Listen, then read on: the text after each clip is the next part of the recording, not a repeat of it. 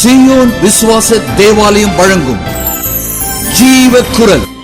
போதகர் விக்டர் ஞானராஜ் பல்லாண்டுகள் பீபா வானொலி மூலம் தேவ செய்தியினை வழங்கியுள்ளார். தற்சமயம் தென்னிந்தியாவின் திருச்சி பட்டணத்தில் உள்ள சீயோன் விசுவாச தேவாலயத்தின் போதகராய் இருக்கின்றார்.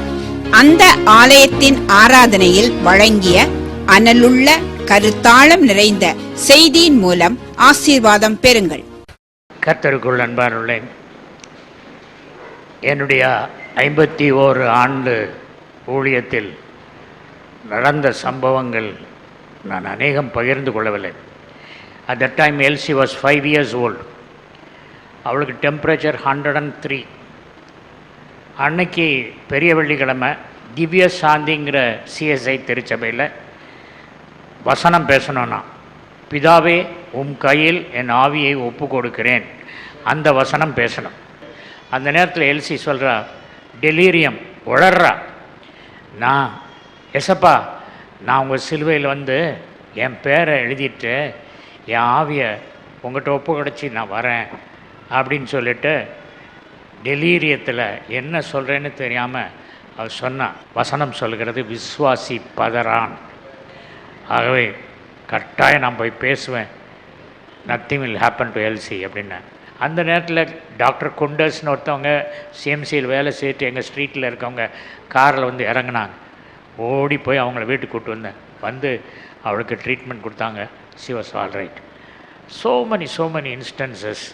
அவை இன்றைய தினத்தில் செய்தி அளிக்க ஐ கால் அப்பான் எல்சி, ஷேர் த மெசேஜ். 1 யோவான் 4:4 சிஸ்டர்.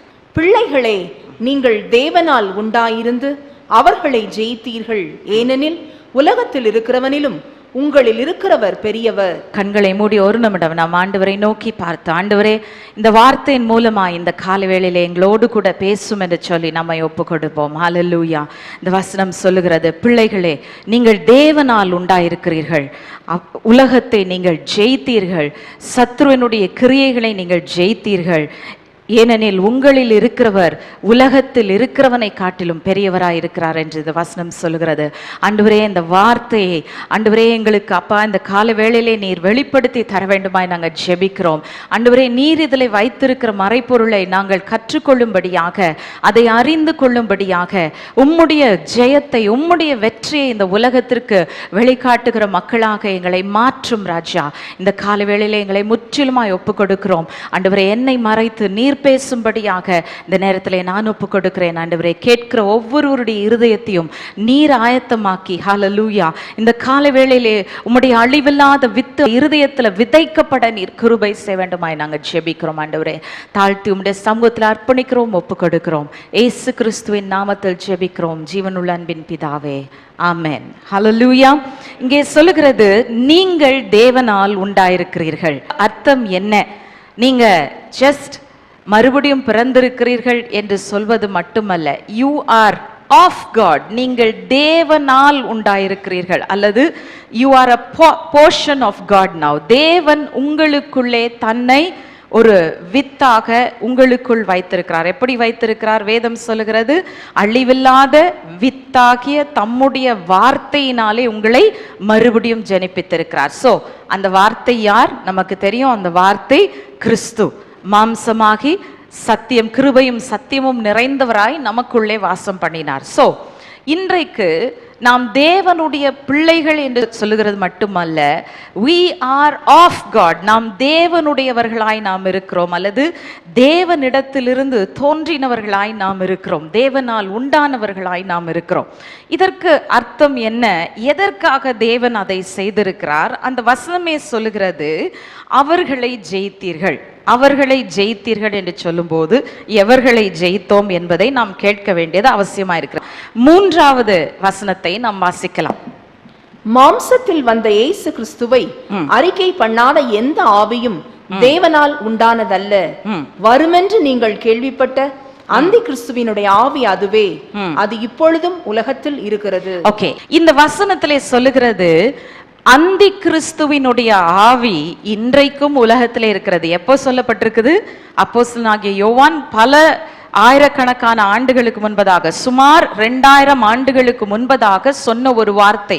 அவர் சொல்றாரு, அந்தி கிறிஸ்துவின் ஆவி இப்பொழுதே உலகத்துல இருக்கு அப்படின்னு சொல்றார். அவர் அன்னைக்கு சொல்லியிருந்தார்னா இன்னைக்கு இன்னும் எவ்வளவு அதிகமா இருக்கிறது என்று யோசித்து பாருங்கள்.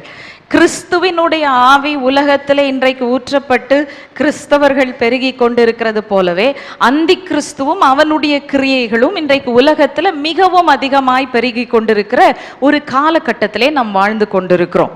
அப்படி இருக்கும்போது இந்த வசனத்திலே சொல்லுகிறது, நீங்கள் தேவனால் உண்டாயிருக்கிறீர்கள். எதற்காக தேவனால் உண்டாயிருக்கிறீர்கள்?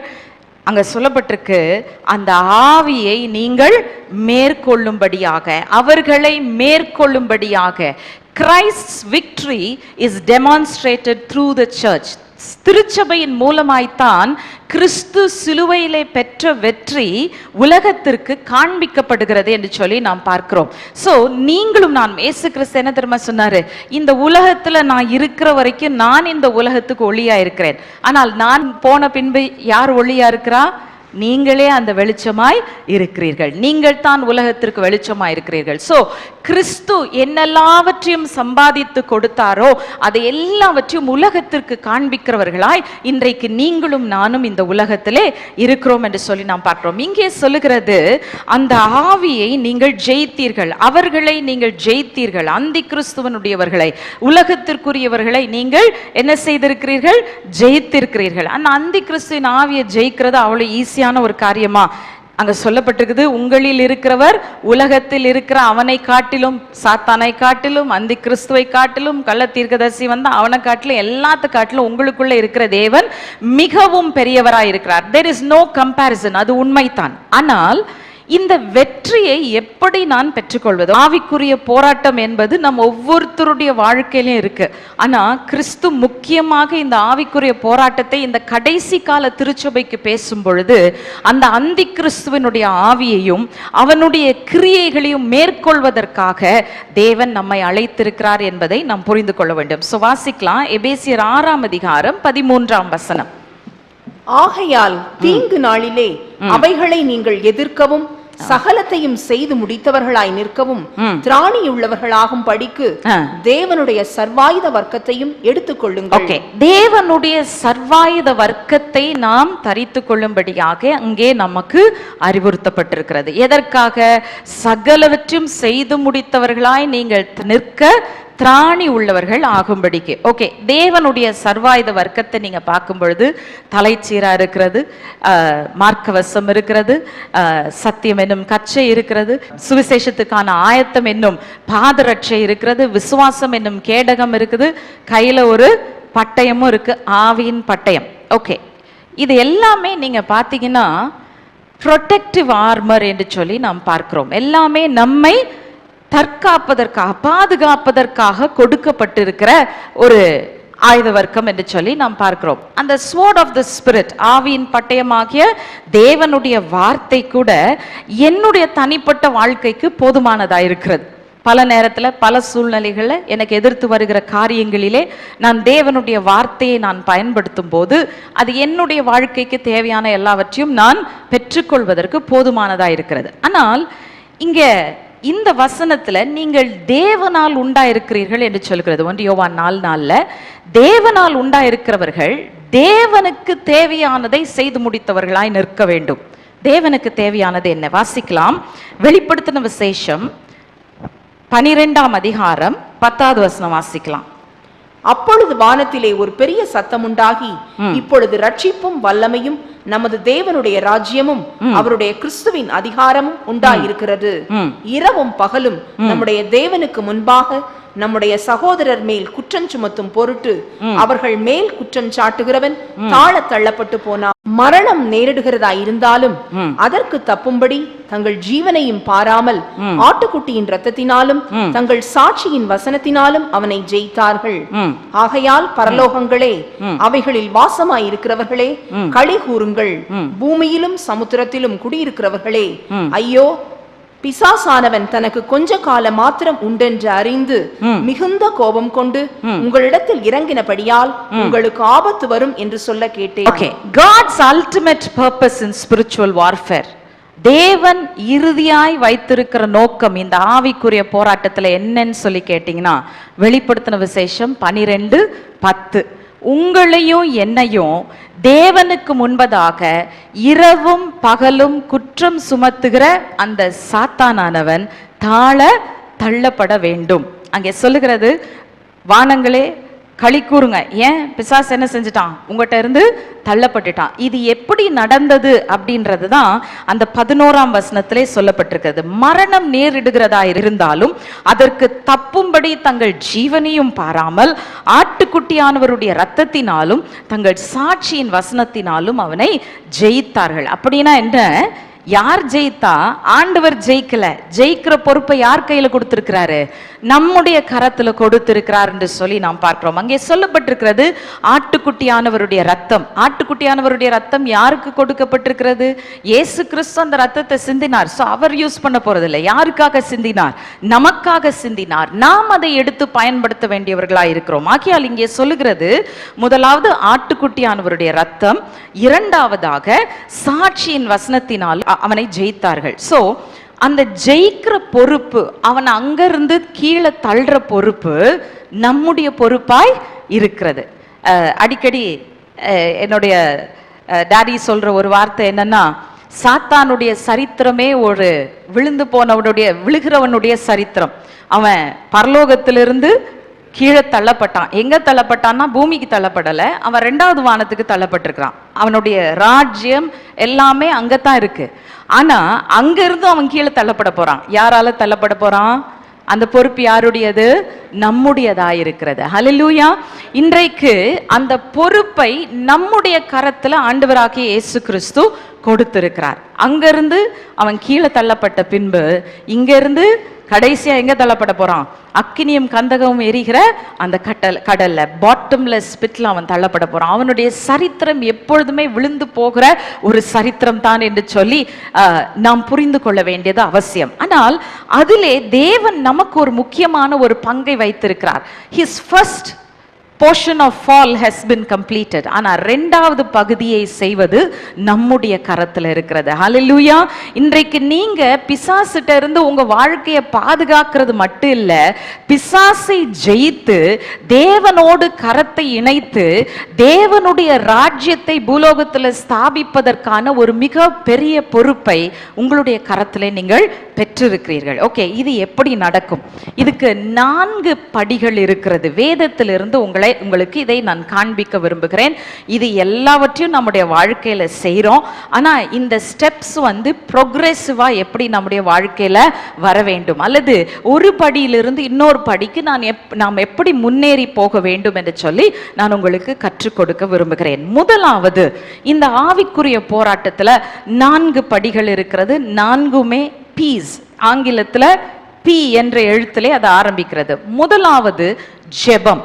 ஜெபம் என்பது நமக்கு தேவன் கொடுத்திருக்கிற அந்த ஆவிக்குரிய சர்வாயுத வர்க்கத்தை நாம் தரித்து கொண்ட பின்பு நாம் பயன்படுத்த வேண்டிய மிக முக்கியமான ஆயுதம் என்று சொல்லி நாம் பார்க்கிறோம். எபேசியர் 6ஆம் அதிகாரம் 18ஆம் வசனத்திலே அப்போஸ்தலனாகிய பவுல் இப்படியாக சொல்லுகிறார், எந்த சமயத்திலும் சகலவிதமான வேண்டுதலோடும் விண்ணப்பத்தோடும் ஆவியினாலே ஜெபம் பண்ணி அதன் பொருட்டு மிகுந்த மன உறுதியோடும் சகல பரிசுத்தவான்களுக்காகவும் பண்ணும் வேண்டுதலோடும் விழித்துக் கொண்டிருங்கள். இங்கே காலை 5 மணிக்கு செய்கிற ஜெபத்தோடு அப்படின்னு சொல்லியிருக்கிறாரா?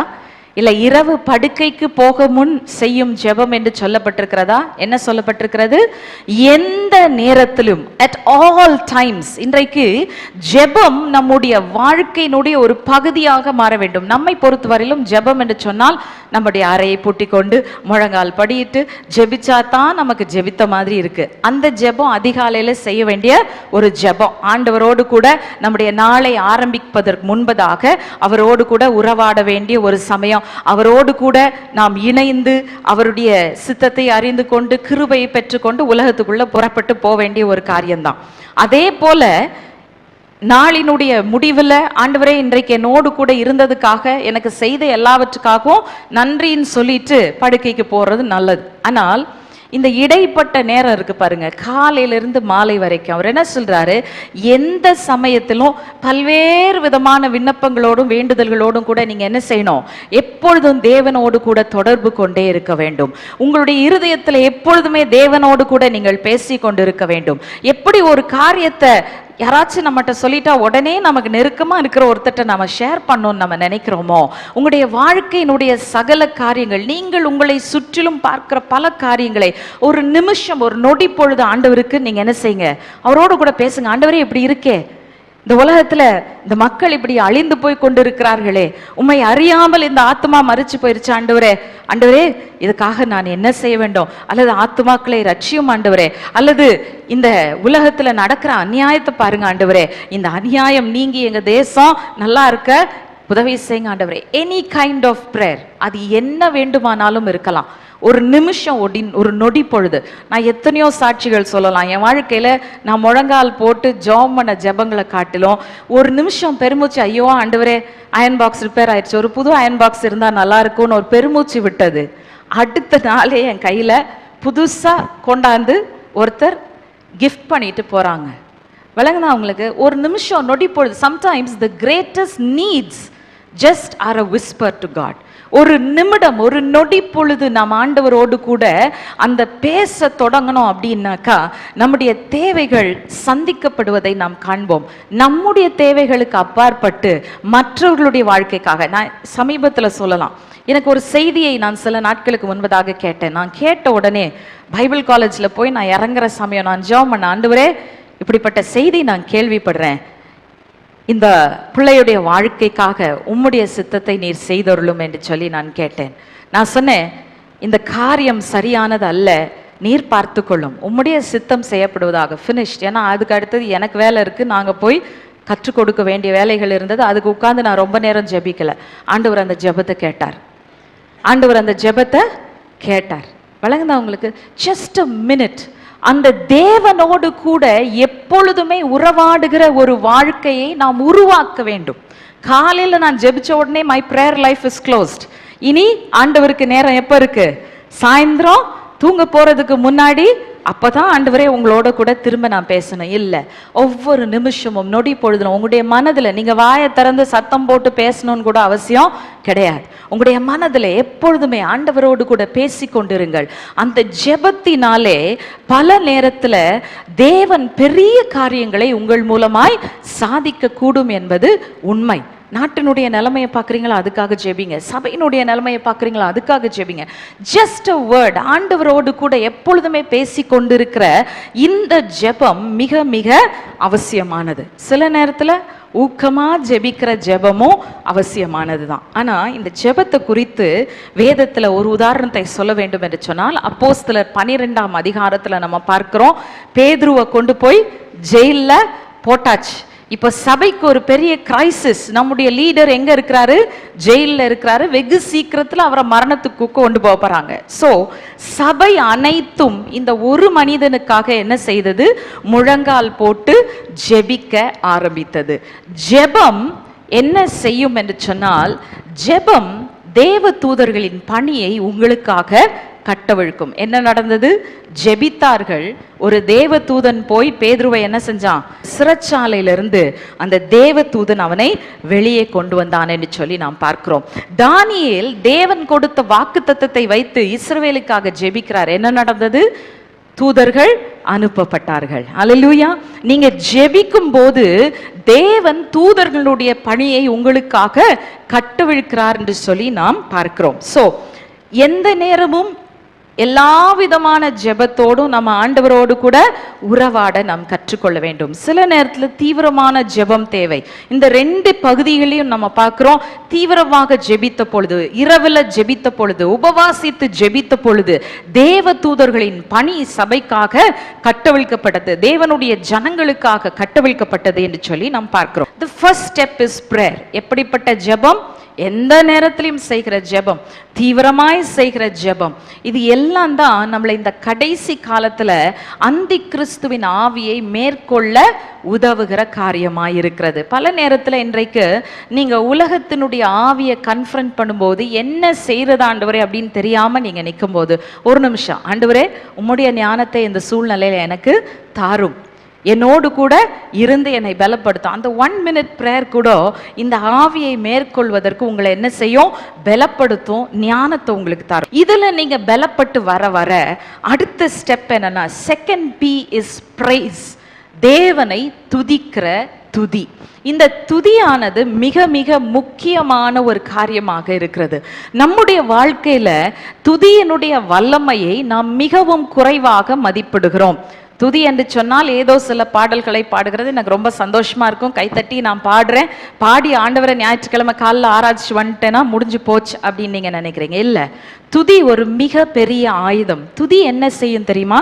அப்போஸ்தலர் 16ஆம் அதிகாரம் 23, 24 வசனங்களை வாசிக்கலாம். அவர்களை அநேக அடி அடித்த பின்பு சிறைச்சாலையிலே வைத்து அவர்களை பத்திரமாய் காக்கும்படி சிறைச்சாலைக்காரனுக்கு கட்டளையிட்டார்கள். அவன் இப்படிப்பட்ட கட்டளையை பெற்று அவர்களை உட்காவலறையிலே அடைத்து அவர்கள் கால்களை தொழுமரத்தில் மாட்டி வைத்தான். நடு ராத்திரியிலே பவுலும் சீலாவும் ஜெபம் பண்ணி தேவனை துதித்து பாடினார்கள். காவலில் வைக்கப்பட்டவர்கள் அதை கேட்டுக் கொண்டிருந்தார்கள். இப்போ பவுலும் சீலாவும் துதிக்கக்கூடிய சூழ்நிலையிலே இல்லை. உங்களையும் என்னையும் போல வசதியா சர்ச்சில் நல்ல சேர்ல உட்காந்து மேல தலைக்கு மேல ஃபேன், நம்மளை தொந்தரவு பண்றதுக்கு யாருமே இல்லைன்ற சூழ்நிலையில உட்கார்ந்து ஆண்டவரை துதிக்கல. எங்க துதிச்சாங்க? உட்காவலறை, எலக்ட்ரிசிட்டி இல்லாத நாட்கள், இருட்டா இருந்திருக்கும். தொழுமரம் என்று சொல்வது கால் ரெண்டையும் இப்படி உயர்த்தி மாட்டி வச்சிருப்பான். அந்த தொழுமரத்துல கை ரெண்டும் இப்படி பின்னாடி கட்டப்பட்டிருக்கும். நீங்க வீட்டுல போய் செய்து பாருங்க, 2 காலையும் சோஃபா மேல தூக்கி வச்சுட்டு யாரையாச்சும் உங்க 2 கையும் பின்னாடி கட்டி வைக்க சொல்லுங்க. அப்படிப்பட்ட சூழ்நிலையில உட்கார்ந்துட்டு அவங்க என்ன செஞ்சிட்டு இருக்காங்க? அவர்கள் ஜெபித்த பின்பு தேவனை துதித்து கொண்டிருந்தார்கள். நீங்கள் வாழ்க்கையினுடைய நல்ல சூழ்நிலைகள்ல உங்க கம்ஃபர்டபுள் ஜோன்ல ஆண்டவரை துதிக்கிறது முக்கியம் இல்ல.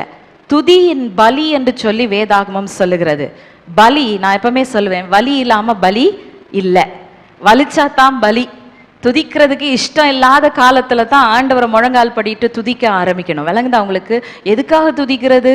என் சூழ்நிலை மோசமா இருக்குது, இந்த சூழ்நிலையில என்னை எதற்காக துதிக்க சொல்றீங்க? முழங்கால் போட்டு ஆண்டவர் செய்த நன்மைகளுக்காக துதிங்க. என் வாழ்க்கையில் ஆண்டவர் எந்த நன்மையும் செய்யலங்க அப்படின்னு சொல்வீங்கன்னா நீங்க ஜீவனோடு இருக்கிறதுக்காக துதிங்க. அல்லேலூயா. எத்தனையோ காரியங்கள் இருக்கிறது தேவனை துதிப்பதற்கு. அந்த சூழ்நிலையில நாம துதிக்கும் பொழுது என்ன நடக்கிறது பாருங்க. பவுலும் சீலாவும் அந்த உட்காவல் அறையில அடைக்கப்பட்டு பயங்கரமான சூழ்நிலையில தேவனை துதித்து கொண்டிருக்கிறார்கள். வேதம் என்ன சொல்லுது தெரியுமா? சுற்றிலும் இருக்கிற ஜனங்கள் அதை ஜெபத்தை கேட்டாங்களா? ஜெபம் எங்க நடந்துச்சு? உள்ள நடக்குது. ஜெபம் வெளியில கேட்கப்படாத ஒரு காரியம். ஆனா துதி எதற்காக என்று சொன்னால், மோசமான சூழ்நிலையிலையும் நீங்க தேவனை துதிக்கும் போது சுத்தில இருக்கிற ஜனங்க பார்ப்பாங்க, என்னடா இவங்க பைத்தியக்காரங்களா, இப்படிப்பட்ட சூழ்நிலையில என்ன செஞ்சிட்டு இருக்காங்க? அவங்க தேவனை துதித்து கொண்டிருக்கிறார்கள். ஆனால் அந்த துதி என்ன செய்யும்? தொடர்ந்து வாசிங்க சிஸ்டர். சடுதியிலே சிறைச்சாலையின் அஸ்திபாரங்கள் அசையும்படியாக பூமி மிகவும் அதிர்ந்தது. உடனே கதவுகள் எல்லாம் திறவுண்டது, எல்லாருடைய கட்டுகளும் கழன்று. ஹல்லேலூயா. என்ன சொல்லுது? துதியானது எப்படிப்பட்ட துதி? துதியின் பலி என்ன செஞ்சது? சிறைச்சாலையினுடைய அஸ்திபாரத்தையே அசைக்கக்கூடியதாய் மாறினது. ஹல்லேலூயா. நீங்க இந்த போராட்டமான சூழ்நிலைகள்ல நீங்க ஆண்டவரை துதிக்கும் பொழுது என்ன தெரியுமா நடக்கும்? உங்களுடைய போராட்டத்தினுடைய அஸ்திபாரமே அசைஞ்சிரும். ஹல்லேலூயா. அதுக்கு மேல அது உங்க வாழ்க்கையில நிலைத்திருக்க முடியாது. அது மட்டுமல்ல, என்ன சொல்லுது? அவர்கள் துதித்த போது அந்த துதியை கேட்டு கொண்டிருந்த எல்லாருடைய கட்டுகளும் கலந்து போயிற்று. அவர்களுடைய கட்டுகள் மட்டுமல்ல, சபை அனைத்தும் ஜெபித்தது. பேதுரு மட்டும்தான் விடுவிக்கப்பட்டாரு. ஆனா பவுலும் சீலாவும் அநேக அடிகள் அடிக்கப்பட்டு அங்கே இருக்கிற புறஜாதி மக்கள் மத்தியிலே தேவனை துதித்து பாடிக்கொண்டிருக்கிறார்கள். சிறைச்சாலையின் அஸ்திபாரம் அசைந்து அதை கேட்ட எல்லாருடைய கட்டுகளும் கலந்து போயிற்று. ஹல்லேலூயா. உங்க வீட்டுல சத்தமா பாட்டு பாடி துதிங்க.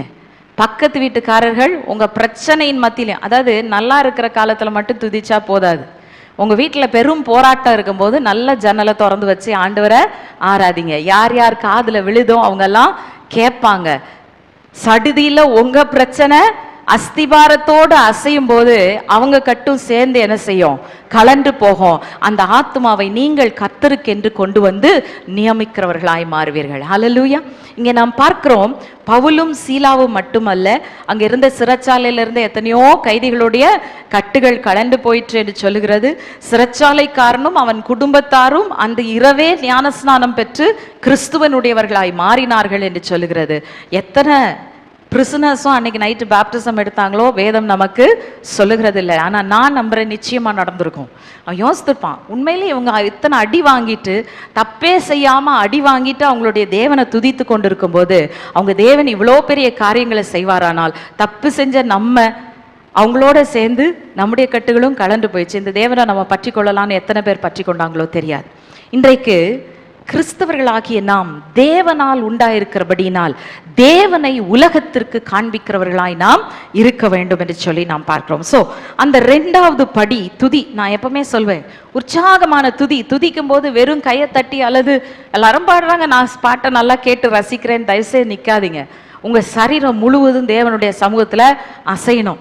அவங்க துதிச்சாங்க, சிறைச்சாலையின் அஸ்திபாரம் அசைஞ்சது, கட்டுகள் கலண்டு போயிட்டு. தாவீது ஆண்டவரை துதித்தான். அவனை காட்டிலும் பல மடங்கு பெரிய கோலியாத்த அவன் என்ன செஞ்சான்? ஒரே நிமிஷத்துல ஒரு சின்ன கல்லால அவன் கீழே சாச்சான். அதே போலதான் உங்க வாழ்க்கையிலையும் துதியின் பலியை நீங்கள் செலுத்தும் போது நிச்சயமாகவே உங்களை காட்டிலும் நீங்க ஹேண்டில் பண்ணக்கூடியதுக்கு பல மடங்கு பெரிதா இருக்கிற போராட்டத்தை ஒரு நொடி பொழுதுல, ஒரு நிமிஷத்துல தேவன் கீழே தள்ளி விடுவார். ஹல்லேலூயா. முதலாவது ஜெபம், அடுத்தது துதி. எந்த சமயத்திலும் எல்லா சூழ்நிலையிலும், கஷ்டமான சூழ்நிலைகளும் கூட ஆண்டவரை துதிக்கிற துதி. ஓகே, இந்த ஸ்டெப்ல இருந்து 3rd ஸ்டெப் எங்க போறது? பிரசங்கம். பிரசங்கம் என்று சொன்ன உடனே, ப்ரீச்சிங் என்று சொன்ன உடனே நிறைய பேருக்கு உடனே யோசிக்கிறாங்க, நீங்க மேல நின்று ப்ரீச் பண்றீங்க, நாங்க கேட்டுட்டு இருக்கோம், உங்களை மாதிரி நாங்க எல்லாம் ஏறி ப்ரீச் பண்ண முடியுமா? ப்ரீச்சிங் என்று சொல்லும்போது, பிரசங்கம் என்று சொல்லும்போது மேடை ஏறி பிரசங்கிக்கிற பிரசங்கம் மட்டும் அல்ல. நீங்க ஒரு நபரை சந்தித்தாலும் 2 பேரை சந்திச்சாலும் அவங்களுக்கும் நீங்க கிறிஸ்துவனுடைய வார்த்தையை சொல்லும் பொழுது அது பிரசங்கம் தான். சத்தியத்தை சத்தியமாக சொல்ல வேண்டும். அது மட்டும்தான் நமக்கு கொடுக்கப்பட்டிருக்கிற கட்டளை. 2 தீமோத்தேயு 4ஆம் அதிகாரம் 2:3 சொல்லுது, என்ன செய்யணும்? சமயம் வாய்த்தாலும் வாய்க்கா விட்டாலும், சூழ்நிலை நல்லா இருந்தாலும் நல்லா இல்லாம இருந்தாலும் பரவாயில்ல, யாரும் கேட்டாலும் கேட்காட்டியும் பரவாயில்ல, என்ன செய்யுங்க? தேவனுடைய வார்த்தையை நீங்க என்ன செய்யணும்? ஜாக்கிரதை உள்ளவர்களாய் இந்த கடைசி காலத்துல அறிவிக்க வேண்டியவர்களாய் நீங்கள் இருக்கிறீர்கள். எத்தனை பேர் தேவனுடைய ராஜ்யம் ஸ்தாபிக்கப்படுவதை காண ஆசைப்படுகிறீர்கள்? கிறிஸ்தவர்களாக நாம் ஒவ்வொருவரும் நம்முடைய தேவனுடைய ராஜ்யம் ஸ்தாபிக்கப்பட வேண்டும் என்பதில் வைராக்கியமாய் இருக்க வேண்டும். அந்த ராஜ்யம் ஸ்தாபிக்கப்பட வேண்டும் என்று சொன்னால் அதற்கென்று பணி செய்யத்தான் நீங்கள் கிறிஸ்துவினாலே அழைக்கப்பட்டு ரட்சிக்கப்பட்டு இருக்கிறீர்கள். ஹல்லேலூயா. 2 தீமோத்தேயு 4:3. ஏனென்றால் அவர்கள் ஆரோக்கியமான உபதேசத்தை பொறுக்க மனதில்லாமல் செவி தினவுள்ளவர்களாகி தங்கள் சுய இச்சைகளுக்கேற்ற போதகர்களை தங்களுக்கு திரளாக சேர்த்து கொண்டு, இந்த கடைசி காலத்துல தங்களுடைய சுய இச்சையின்படி பிரசங்கிக்கிறவர்களை மக்கள் தங்களுக்காக நிறுத்தி கொள்கிறார்கள். நீங்க அவங்க இஷ்டப்படி பேசுனீங்கன்னா நீங்க சொல்றத கேட்பாங்க. அவங்க இஷ்டப்படாத ஒரு காரியத்தை நீங்க சொன்னீங்கன்னா செவி கொடுக்க மாட்டாங்க. வேதம் என்ன சொல்லுகிறது? அப்போஸ்தலர் 14:3 வாசிக்கிறது வேண்டாம். அங்க சொல்லுது, கிருபையுள்ள வார்த்தையை அவர்கள் பிரசங்கித்தார்கள், அந்த வார்த்தைக்கு சாட்சியாக தேவன் என்ன செய்தார்? என்ன செய்தார்? அடையாளங்களும் அற்புதங்களையும் கட்டளையிட்டார். ஹல்லேலூயா. நீங்க மக்களுக்கு கிறிஸ்துவை அறிவிக்கும் போது நீங்க அறிவிக்கிற அந்த வார்த்தை உண்மை என்பதை காண்பிப்பதற்கு தேவன் அவர்களுடைய வாழ்க்கையில அற்புதங்களையும் அடையாளங்களையும் கட்டளையிடுவார். ஹல்லேலூயா. நீங்க ஜெபிச்சா போதாது. யாராச்சும் வர்றாங்க பிரச்சனையோட, சிஸ்டர் எனக்கு இந்த பிரச்சனை, எனக்கு இந்த பெரிய போராட்டம் அப்படின்னோடனே வாங்க வாங்க உங்களுக்காக ஜெபம் பண்றேன்னு நேராக தலையில கை வச்சு ஜெபம் பண்ணாதீங்க. அல்லது அவங்களுடைய பிரச்சனைக்காக நான் ஜெபம் பண்றேன்னு சொல்லிட்டு அவங்களை அனுப்பிச்சிடாதீங்க. உட்கார வச்சு உங்களுக்கு விடுதலை வேணுமா, இயேசு விடுதலையை தருகிறார். ஆனால் அதற்கு நீங்கள் அவருக்கு உங்களை அர்ப்பணம் செய்தால் அவர் நிச்சயமாக உங்களுக்கு விடுதலை தருவார். உங்களுக்கு அற்புதங்களையும் அடையாளங்களையும் செய்வார். நீங்கள் நினைக்கிறதற்கும் வேண்டிக் கொள்வதற்கும் மிகவும் அதிகமாய் கிரியை செய்ய வல்லமை உள்ள தேவன் ஒருவர் இருக்கிறார். ஆனா அவர் உங்களுக்குள்ள இருந்தா தான் அவரால் கிரியை செய்ய முடியும். சொல்லுங்க, சத்திய வார்த்தைய கற்றுக் கொடுங்க. நீங்க பிரசங்கியாரா இருக்க தேவையில்லை. நீங்க கிறிஸ்துவை பெற்றிருக்கிறதுக்கு காரணம் என்ன? அதை மற்றவர்களுக்கு அறிவிப்பதற்காக. ஹல்லேலூயா. சத்திய வார்த்தை, சுவிசேஷத்தை அறிவிப்பதற்காக. தண்ணி ஒரு இடத்துக்குள்ள உள்ள வந்துகிட்டே இருந்தா அதுக்கு அவுட்லெட் இல்லைன்னா என்ன ஆகும் தெரியுமா? அங்க இருக்கிற தண்ணியெல்லாம் என்ன செஞ்சிடும்? கெட்டு போயிடும். அநேகருடைய ரட்சிப்பு கெட்டு போய் கிடக்கிறது. ஏன் தெரியுமா? எல்லாம் மீ மீ மீ, நான் நான் நான் நான். ஆண்டவரே என்னை ஆசீர்வதியும், என் குடும்பத்தை ஆசீர்வதியும், என் பிள்ளைகளை ஆசீர்வதியும், எங்களை ஆசீர்வதியும், ஆசீர்வதியும், ஆசீர்வதியும், ஆசீர்வதியும். பெலூன் ஊதி கொண்டே போகிறது, தண்ணீரால் நிரம்பிக் கொண்டே போகிறது. ஒரு நாள் பட்டுன்னு வெடிக்க போகுது. விளங்குதா உங்களுக்கு? அதுக்கு அவுட்லெட் வேணும். மற்றவர்களுக்கு நீர் பாய்ச்சுகிறவர்களாய் நாம் இருக்க வேண்டும். தாகம் உள்ளவனுக்கு ஜீவ தண்ணீரை தருவேன் என்று இயேசு கிறிஸ்து சொன்னார். ஆனால் அவர் என்ன சொன்னார் தெரியுமா? யோவான் 7:37 சொல்றார், அவனுடைய உள்ளிந்திரியங்களிலிருந்து ஜீவ தண்ணீர் உள்ள நதிகள் புரண்டோடும். நீங்க மட்டும் இல்ல, நீங்க ஆசீர்வதிக்கப்பட்ட போதாது, மற்றவர்களுடைய வாழ்க்கைக்கு அந்த ஆசீர்வாதம் கடந்து போக வேண்டும். ஏன்? நீங்கள் யாரா இருக்கிறீர்கள்? தேவனால் உண்டானவர்களாய் நீங்கள் இருக்கிறீர்கள். ஹல்லேலூயா. தேவன் உங்களுக்கு கொடுத்ததை மற்றவர்களுக்கு கொடுக்க நீங்கள் அழைக்கப்பட்டவர்களாய் இருக்கிறீர்கள். ஓகே, இப்போ இந்த பிரசங்கத்தை குறித்து அப்போஸ்தலர் நடவடிக்கைகளின் புஸ்தகத்தில் நம்ம வாசிக்கும் பொழுது, பெந்தைகோஸ்தே நாளன்று பேதுரு எழுந்து நின்றாராம். எழுந்து பிரசங்கிக்க ஆரம்பித்த உடனே என்ன நடந்தது? எத்தனை பேர் ரட்சிக்கப்பட்டாங்க? அன்றைக்கு நல்ல பிரசங்கம் இல்லை. மகனே மகளே, ஆண்டவர் உன்னை ஆசீர்வதிப்பார் என்று பேதுரு அங்க பிரசங்கிக்கவில்லை. அவர் சொல்றாரு, நீங்கள் தான் அந்த இயேசுவை சிலுவையில் அறைந்தீர்கள். எப்படிப்பட்ட பிரசங்கம்? குற்றப்படுத்தி பேசுகிற ஒரு பிரசங்கம். நீ தான் அப்படின்னு பாவத்தை கண்டித்து உணர்த்தி பேசுறாரு. 3000 பேர் ரட்சிக்கப்பட்டாங்களாம். இன்னைக்கு நீங்க சொல்லலாம், நான் எந்த மேடையில ஏறி 3000 பேர் ரட்சிக்கப்படுற மாதிரி பேச போறேன் அப்படின்னு நீங்க நினைக்கலாம். ஆனா நீங்க ஆண்டவர் யார் யாருக்கு அறிவிக்கும்படியாக உங்க பாதையில அனுப்புகிறாரோ அவர்களை எல்லாருக்கும் அறிவிங்க. சரியா நான் சொன்னபடி சத்திய வார்த்தையை முதலாவது சொல்லிட்டு அவங்களுக்காக ஜெபிப்பீங்கன்னா ஆண்டவர் அற்புதங்களையும் அடையாளங்களும் செய்வாரு. அற்புதம் அடையாளத்தை பெற்ற ஒரு நபர் அதுக்கப்புறம் சும்மா இருக்க மாட்டாங்க. என்ன செய்வாங்க? அவங்க போய் இன்னொருத்தருக்கு சொல்லுவாங்க, அந்த நபர் இன்னொருத்தருக்கு சொல்லுவாங்க. சரியான ரட்சிப்பு இருந்தால் அந்த ரட்சிப்பு என்ன செய்யும்? பெருகி கொண்டே போகும். நீங்க பரலோகத்துல நிற்கும் போதுதான் 3000 5000 10,000 தெரியும்.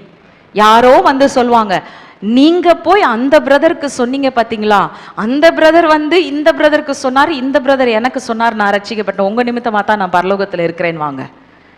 இன்னைக்கு உங்களுக்கு அதனுடைய பலனை நீங்க கண்களால் காண முடியாது. தரிசித்து நடப்பவர்கள் அல்ல, விசுவாசித்து நடப்பவர்கள். ஹல்லேலூயா. அந்த விசுவாசத்தோடு கூட இன்றைக்கு தேவன் அழைத்திருக்கிற இந்த காரியத்தை நாம் செய்வோமானால் நிச்சயமாக ஒரு நாளிலே அதனுடைய பலன்களை நாம் பரலோக ராஜ்யத்துல நம்ம காண்கிறவர்களா இருப்போம். சோ ஃபர்ஸ்ட் ஸ்டெப் ஜெபத்துல உறுதியா இருங்க. அடுத்தது துதிக்கிறதுல, சூழ்நிலைகள் மோசமாய் இருக்கும் பொழுது துதிக்கிறதுல. மூன்றாவதாக சமயம் வாய்த்தாலும் வாய்க்காவிட்டாலும் யாரும் கேட்டாலும் கேட்காட்டி இழுத்து வச்சு காஸ்பலை சொல்லி அனுப்புங்க. ஆண்டவர் ஓம் பாவத்துக்காக சிலுவையில மரித்தார். கிறிஸ்து மரித்தார், அடக்கம் பண்ணப்பட்டார், உயிரோடு கூட எழுந்து உன்னை நீதிமானாக்கி ஆசீர்வாதத்தினால நிரப்புறதுக்காக காத்திருக்கிறார். அவரிடத்தில் நீ வா, உன் வாழ்க்கை அவருக்கு ஒப்புவி என்று சொல்லி நீங்கள் கற்றுக் கொடுப்பீர்களானால் அற்புதங்களையும் அடையாளங்களையும் அவர்கள் காண்பார்கள். எத்தனையோ ஆயிரக்கணக்கான மக்கள் தேவனுடைய ராஜ்யத்துல சேர்க்கப்படுவதற்கு இது ஒரு வழியாக மாறும். நான்காவதாக, 4th P, prayer, praise, preaching, proclamation.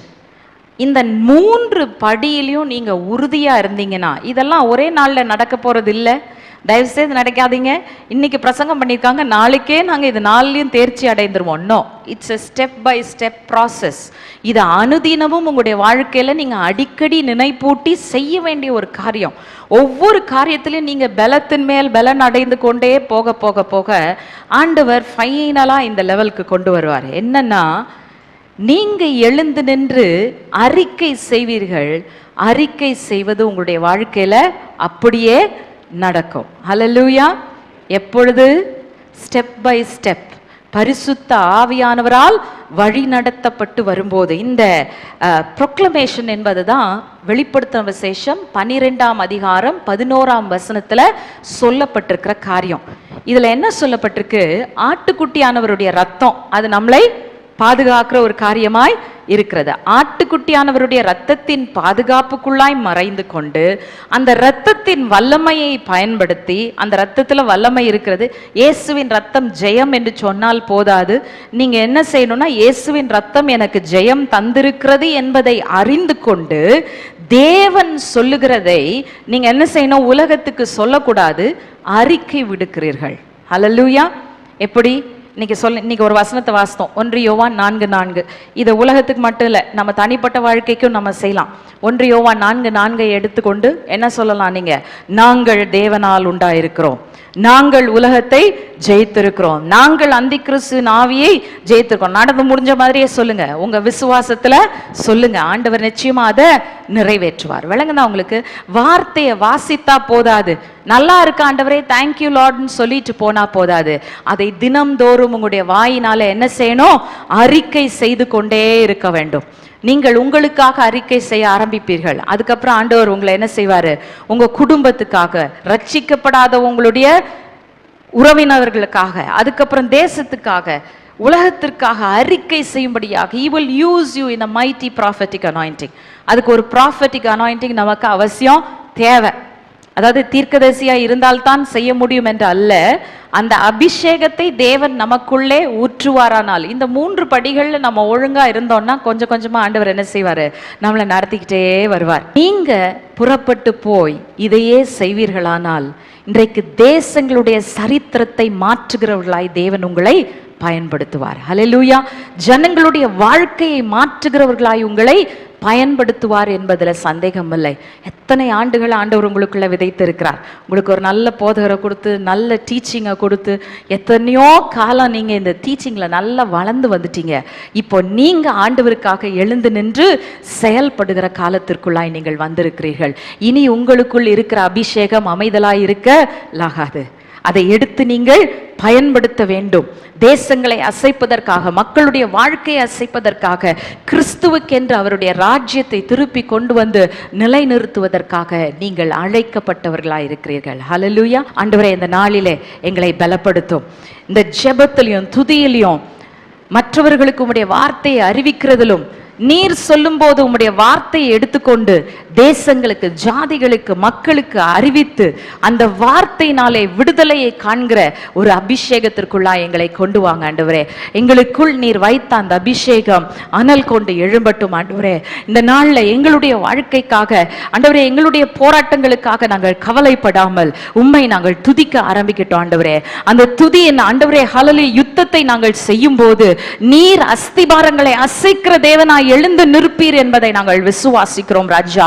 ஹல்லேலூயா. நன்றி தகப்பனே, நன்றி தகப்பனே, நன்றி ராஜா. இயேசுவே ஹல்லேலூயா.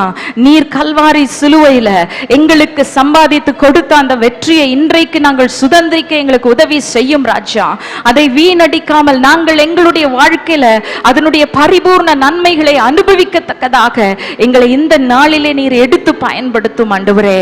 அப்பா ஹல்லேலூயா. உம்மை நோக்கி பார்க்கிறோம் ஆண்டவரே. முதலாவது தேவனுடைய ராஜ்யத்தையும் அதனுடைய நீதியையும் தேடுங்கள், அப்பொழுது உங்களுக்கு தேவையான எல்லாம் கூட கொடுக்கப்படும் என்று சொன்னீரே ராஜா. இன்றைக்கு எங்களுடைய தேவைகளுக்காக நாங்கள் வரவில்லை ஆண்டவரே.